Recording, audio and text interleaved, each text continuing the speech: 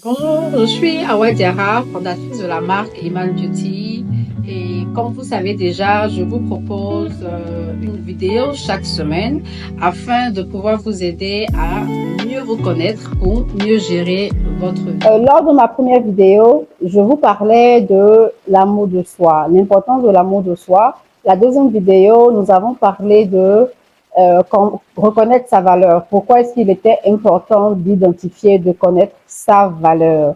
Et aujourd'hui, je vais vous parler de la confiance en soi. Pourquoi est-ce que c'est crucial de pouvoir développer ou de pouvoir restaurer cette confiance en vous? Aujourd'hui, la problématique que je vais aborder, c'est de pouvoir savoir pourquoi est-ce que tant de personnes ont du mal à avoir confiance en elles. Pourquoi ce manque de confiance? Tout d'abord, je vais commencer par la définition. Alors, la confiance en soi n'est rien d'autre que la capacité de croire en ses compétences et à prendre des décisions. Souvent, la confiance en soi est confondue à l'arrogance, alors qu'en réalité, c'est un stock nécessaire à l'avancement, surtout dans la vie dans laquelle, le monde dans lequel on se trouve. Avoir confiance en soi, il n'y a rien de négatif à avoir confiance en soi. C'est-à-dire, il faut pouvoir faire la différence entre quelqu'un qui est arrogant et quelqu'un qui est confident, quelqu'un qui a confiance en lui, qui sait que peu importe ce qui arrive dans la vie, il a la capacité de gérer. C'est difficile d'avoir confiance en vous, vous allez voir que beaucoup de choses deviennent encore plus difficiles dans votre vie. On va parler maintenant des obstacles de la confiance en soi. Alors, les obstacles sont divers, mais aujourd'hui, on va retarder un peu plus sur l'éducation, l'environnement, et les échecs du passé et aussi le fait d'être perfectionniste. Alors, avec l'éducation. L'éducation, au fait, ce n'est rien d'autre que ce que nos parents nous inculquent, c'est-à-dire, lorsqu'on est petit, on a souvent tendance à avoir des parents qui ne font que ressortir carrément des choses qui ne sont pas positives. C'est-à-dire, vous avez le plus souvent des parents qui disent à leurs enfants, par exemple, tu es bête, tu ne vas jamais évoluer, tu ne vas jamais réussir. Tu ne vois pas tes autres amis là, comment ils font. Est-ce que tu ne vois pas comment tes camarades sont? Toi, tu ne peux pas regarder la fille du voisin. Toi, tu ne peux pas regarder comment le fils du voisin est. Tu peux pas... En fait, ça, ce sont des choses qui poussent l'enfant à s'identifier par rapport aux autres. Ce sont des choses qui poussent l'enfant à manquer de confiance en lui ou en elle lorsque cet enfant-là grandit. Parce qu'on a pris carrément tout le temps à le comparer au voisin, à l'enfant du voisin. On a pris tout le temps à lui faire comprendre qu'il ne va réellement rien créer dans la vie, où il va aboutir carrément à rien. Et ça, c'est quelque chose qui pèse sur les enfants et qui pèse carrément, même sur des grandes personnes. Mais c'est quelque chose qui fait que l'enfant, il grandit avec carrément ce manque de confiance en soi. De notre côté, on a des parents qui essaient de tant bien que mal, parce que moi, ce que je voulais carrément vous dire, c'est que le parent qui ne met pas l'enfant en confiance, il faut réellement pas en vouloir à ce parent-là, parce que ce parent-là, c'est quelque chose aussi qu'il n'a pas connu. Vous voyez un peu. Donc, souvent, on ne fait que répéter ce qu'on fait. On répète les mêmes erreurs, on répète ce qu'on sait. Donc, il n'est réellement pas positif d'en vouloir à un parent qui nous a fait croire qu'on était carrément un bon à rien ou carrément un moins que rien. D'accord? Il ne faut pas réellement vouloir à ces parents-là parce qu'ils n'ont pas connu quelque chose de différent. On ne partage que ce qu'on maîtrise, on ne partage que ce qu'on connaît.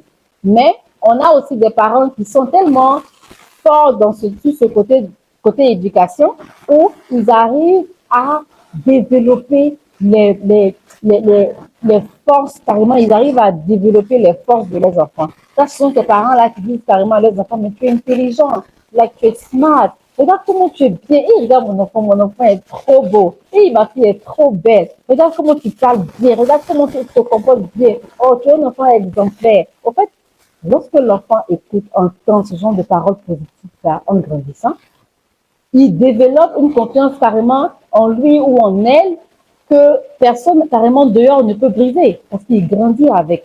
Raison pour laquelle l'éducation peut être un obstacle à la confiance en soi. Après l'éducation, on a bien entendu l'environnement. L'environnement dans lequel on évolue. si vous avez des amis, vous avez des tantes, vous avez des oncles, vous avez des personnes qui, à chaque fois, essaient de vous faire croire que vous ne valez rien, vous allez aussi développer ce manque en soi. Donc, il est très important lorsqu'on est petit, on n'a réellement pas le choix. On compte sur nos parents pour nous protéger et tout ça. Mais lorsque on prend de l'âge, on a maintenant la possibilité de faire nos propres choix. On a la possibilité de savoir, en fait, dans l'environnement dans lequel on veut évoluer. Lorsque l'environnement est négatif, lorsque l'environnement a tendance à nous rabaisser, que nous élever, c'est un environnement normalement dans lequel on ne doit pas perdurer. C'est un environnement dans lequel, normalement, on ne doit pas évoluer, puisqu'on ne peut même pas évoluer.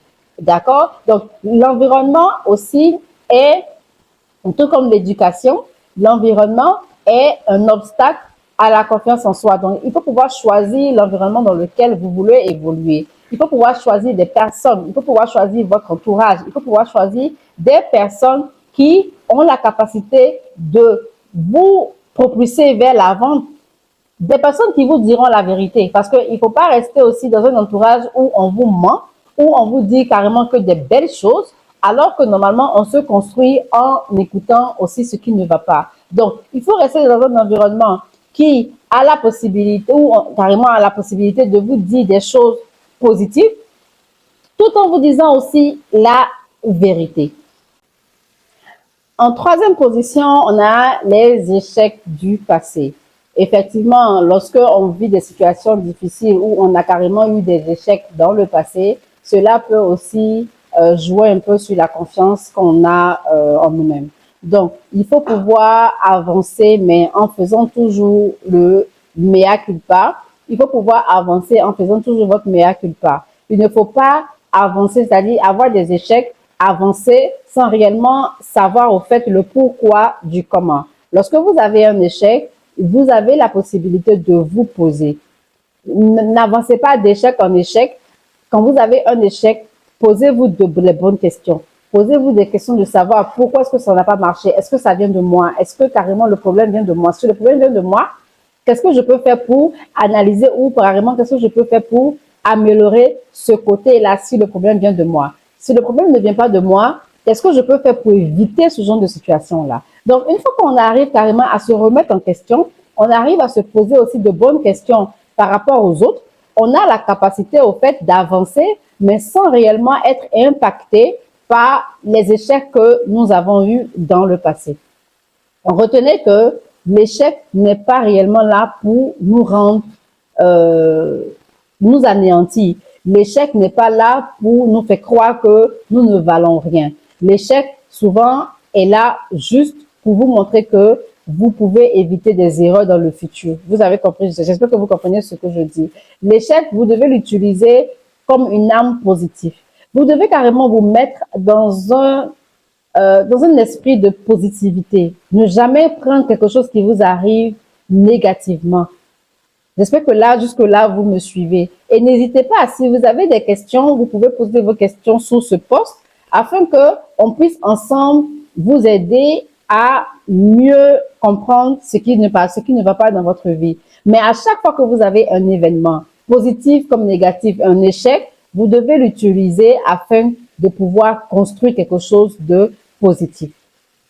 Et le dernier point que je vais aborder, c'est le perfectionnisme. Et là, je pense que on a tous ce côté-là, je pense. On a tous ce côté-là. Surtout lorsqu'on est entrepreneur, on a beaucoup cette envie, cette rage-là de réussir. Rien n'est parfait tant qu'on n'a pas atteint l'objectif global et tout ça. Mais le plus souvent, lorsqu'on n'arrive pas à se poser, lorsqu'on n'arrive pas à prendre un répit, un moment pour se féliciter, même lorsque la victoire elle est petite, elle est minime, on développe l'insatisfaction, c'est-à-dire on n'est jamais satisfait. Et vu qu'on n'est jamais satisfait et qu'on a, comment je vais dire ça, on a les yeux sur l'objectif final. Je vais prendre un exemple. Et c'est un exemple banal. Ok, moi, dans mon objectif, je veux carrément ouvrir la plus grande boulangerie du quartier. D'accord? Donc, j'ai carrément des moyens que je mets à ma disposition pour arriver là-bas. Mais avant d'ouvrir la plus grande boulangerie du quartier, il y a des petites étapes, il y a des petites, les petits objectifs que je dois normalement atteindre. D'abord, la boulangerie ne va pas s'ouvrir. Pour qu'elle soit grande, il faut d'abord que j'ai une base de clientèle. Il faut que j'ai d'abord des clients qui vont essayer mon pain. Avant même d'avoir le pain, il faut que je puisse avoir les matières premières. Il faut que je puisse avoir des machines. Il faut que je puisse avoir la main-d'œuvre qualifiée. Mais en fait, il y a beaucoup de petits détails qui rentrent en ligne de compte avant que je puisse ouvrir ma grande boulangerie du quartier. Mais lorsque j'arrive à mettre en place un processus où carrément je mets une bonne formule, c'est-à-dire une formule du pain mais jamais vu dans le quartier. J'arrive à avoir et former des employés compétents. J'ai mon petit local, je vends mon pain. Mais tant que ma boulangerie n'est pas la plus grande boulangerie du quartier, j'ai l'impression que je ne suis pas encore arrivée. J'ai l'impression que ce que je fais là, ça n'a pas encore de sens. C'est-à-dire, moi, je veux que tout soit parfait. Je veux que... Non. Il faut pouvoir prendre du temps pour se tapoter soi-même et dire, hey, tu sais quoi, mon petit, mais tu sais quoi, ma petite, mais tu as barra, tu as travaillé, tu as, c'est-à-dire, là, tu as une très bonne formule. Même s'il y a des petites couacs, j'arrive carrément à gérer, à rétablir, tu vois, à m'ajuster à chaque fois. Mais si on est toujours là en train de vouloir que tout soit parfait, mais on n'est jamais satisfait de ce qu'on a atteint, à un moment donné, on commence à douter de ses compétences. Parce qu'on vise tellement haut qu'on ne prend pas le temps d'apprécier ce qu'on a gravi comme échelon avant d'arriver au sommet. Donc, on a parlé des obstacles de la confiance en soi. D'accord? Je vais juste regarder mes notes afin de pouvoir me recadrer. On a parlé des obstacles de la confiance en soi. On a l'éducation, on a l'environnement, on a l'échec et on a le perfectionnisme. Donc, il faut savoir que les 3 vidéos que j'ai déjà postées, c'est-à-dire les 2 premières et celle-ci, sont liées. Alors, si vous voulez pouvoir comprendre où est-ce qu'on est aujourd'hui, vous devez aller regarder la première vidéo, la deuxième vidéo qui sont disponibles. Ces vidéos-là sont disponibles sur TikTok, Coach ADS, ou dans le groupe Facebook privé Positive Mind by ADS. Voilà. Donc là, je vais vous donner carrément un exemple qui permet au fait, qui vous montre que la confiance en soi est capitale. Les personnes normalement qui réussissent, et les personnes normalement qui réussissent le plus souvent sont les personnes normalement qui ont développé cette confiance en elles-là. Et là je vous dis encore que moi je ne reste que dans la positivité. Lorsque vous avez confiance en vous, vous avez carrément de fortes chances à saisir la majorité des opportunités qui carrément viennent à vous. Lorsque vous avez confiance en vous, vous ne ratez aucune opportunité. C'est-à-dire, et lorsque vous avez confiance en vous et que vous connaissez votre valeur, vous avez la capacité de choisir les bonnes opportunités que vous savez ne vont pas carrément détruire qui vous êtes, ne vont pas détruire ou bien rabaisser la valeur que vous êtes, mais ce sont des opportunités normalement qui vont plus vous envoyer carrément vers le haut.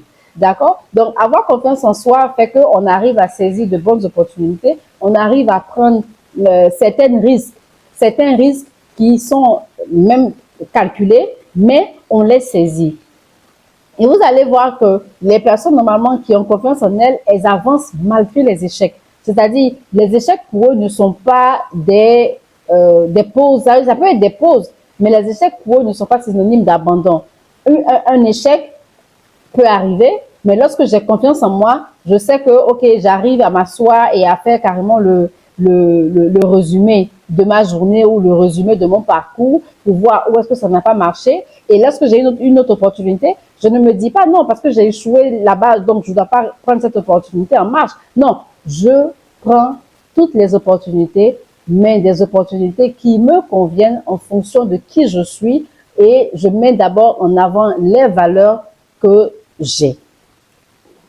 Donc là, on tire à la fin de notre vidéo et je pense que aujourd'hui vous avez carrément tous vos cahiers parce que pour celles qui nous prennent en marche, regardez la première vidéo et la deuxième vidéo.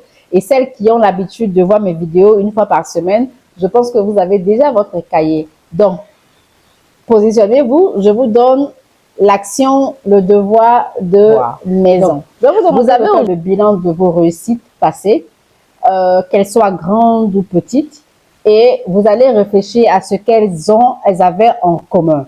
Le but de cet exercice-là est de reconnaître les forces et les chemins positifs, c'est-à-dire les étapes positives que vous avez suivies, qui ont contribué à ce que ces projets-là soient des réussites, afin de pouvoir les reproduire dans d'autres domaines de votre vie. Parce qu'on ne recrée pas la roue. On ne recrée pas la roue. C'est vrai que certains projets sont différents, mais la manière d'aborder les projets sont le plus souvent les mêmes. Donc, vous allez prendre votre cahier.